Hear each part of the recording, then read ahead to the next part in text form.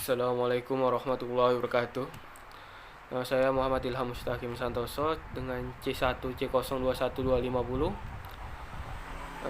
Saya akan melaksanakan pidato atau ceramah singkat dari ujian akhir semester agama Islam.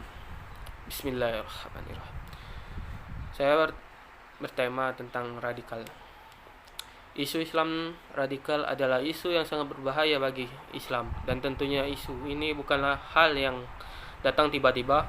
Pasti ada tangan-tangan musuh Islam yang bermain di belakang isu yang terus-menerus berhembus ini. Lalu apakah bahaya dari isu Islam radikal ini? Untuk mengetahui bahaya ini, mari kita simak baik-baik hadis Nabi SAW di bawah ini. Riwayat dari Jabir bin Abdillah radhiyallahu anhu bahwa ketika Umar bin Khattab radhiyallahu anhu meminta izin kepada Rasulullah SAW untuk membunuh Abdullah bin Ubay bin Salul, seorang gembong kaum munafik di kota Madinah kala itu. Rasulullah SAW melarang dan mengatakan agar manusia tidak mengatakan bahwa Muhammad membunuh sahabatnya. Riwayat Bukhari dan Muslim. Hadis ini menunjukkan tentang bahayanya isu-isu negatif terhadap Islam dan pentingnya menjaga nama baik dan citra Islam. Di dalam hadis ini, Nabi SAW melarang para sahabat untuk membunuh kaum munafik. Padahal dalam membunuh kaum munafik ada maslahat yang besar. Namun, tak kala perbuatan tersebut dapat menimbulkan bahaya dan fitnah yang lebih besar lagi, maka Nabi SAW melarangnya. Lalu fitnah dan bahaya apakah yang lebih besar dari maslahat membunuh kaum munafik? Fitnah dan bahayanya adalah merusak nama baik dan citra Islam, yang mana bila citra dan nama baik Islam telah rusak, maka manusia tidak akan masuk ke dalam agama ini dan lari daripadanya. Imam Malik rahimahumullah ketika ditanya tentang sikap Rasulullah SAW yang enggan membunuh kaum munafik tersebut, beliau mengatakan, sesungguhnya jika Rasulullah SAW membunuh mereka dengan pengetahuan tentang kemunafikan mereka di saat mereka menampakkan keislaman mereka, maka ini bisa menjadi wasilah akan berkatanya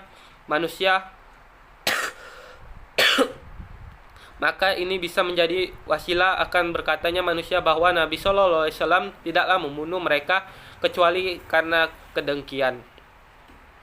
Dan bila mana isu ini telah tersebar, maka manusia akan enggan masuk ke dalam Islam. Dari perkataan Imam Malik dapat dipahami bahwa orang-orang yang berada di luar Islam hanya menghukumi sesuatu yang tampak saja.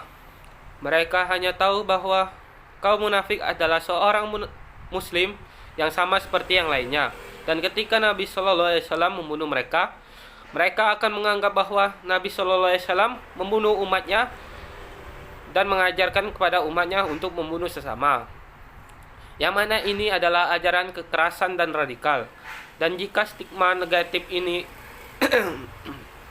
telah terbentuk, maka manusia akan enggan masuk ke dalam Islam. Dan ini sangat bertentangan dengan risalah utama yang dibawa oleh Islam, yaitu risalah Islam yang menjadi rahmat bagi seluruh alam. Allah berfirman di surat Al-Anbiya ayat 107, A'udzubillahi minasyaitonirrajim. Bismillahirrahmanirrahim.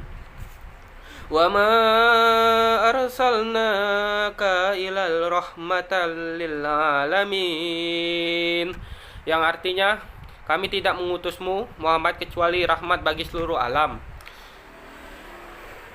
Kaum muslim yang dimuliakan Allah,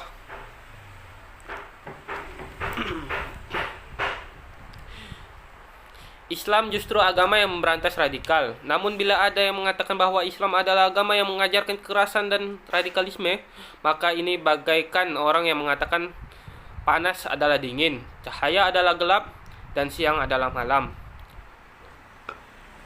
Karena sesungguhnya apa yang ia katakan terbalik 180 derajat dari fakta yang ada. Faktanya adalah Islam hadir di tengah-tengah umat muslim manusia dengan tujuan menghilangkan kekerasan dan radikalisme. Islam hadir di zaman di mana manusia membunuh anak perempuan mereka. Islam datang dan melarangnya. Allah berfirman di surat Al-An'am ayat 151. A'udzu billahi minasy syaithanir rajim. Bismillahirrahmanirrahim. Qul ta'allau atlu ma harrama rabbukum alaikum alla tasriku bihi syai'aw wa bil walidaini ihsana wa la taqtulu auladakum min imlaq nahnu narzuqukum wa iyyahum wa la taqrabul fawahisa ma zahara minha wa ma batan wa la taqtulun nafsallati haramallahu illa bil haqq zalikum wassaqum bihi la'allakum tahkilun.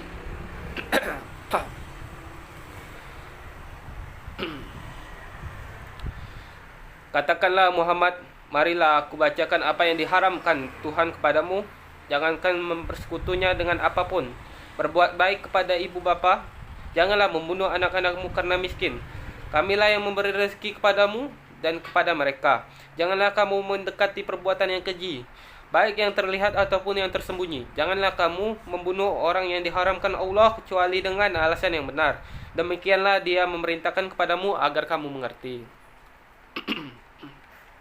Bahkan lebih dari itu, agama yang mulia ini melarangkan umatnya bukan hanya sekedar berbuatan kekerasan kepada sesama manusia. Namun Islam juga datang melarang umatnya untuk berbuatan kekerasan kepada hewan atau binatang. Disebut di dalam hadis Nabi SAW bahwa ada seorang yang masuk ke dalam neraka disebabkan karena perbuatan yang menyiksa seekor kucing. Sedangkan di sisi lain, Nabi SAW mengatakan bahwa ada seorang wanita pelacur yang diampuni dosanya hanya karena memberikan seteguk minuman kepada anjing yang sedang kehausan. Inilah nilai-nilai Islam. Islam yang rahmatul lil alamin. Islam yang jauh dari kesan kekerasan dan radikalisme yang digembor-gemborkan musuh. Mengenai isu radikalisme dalam Islam, meski Islam adalah agama yang lembut dan jauh dari ajaran radikalisme, namun tak bisa dipungkiri bahwa ada segelintir dari umat ini yang terjatuh ke dalam lembah pemikiran radikalisme. Khawari adalah contoh nyata yang menegaskan hal ini.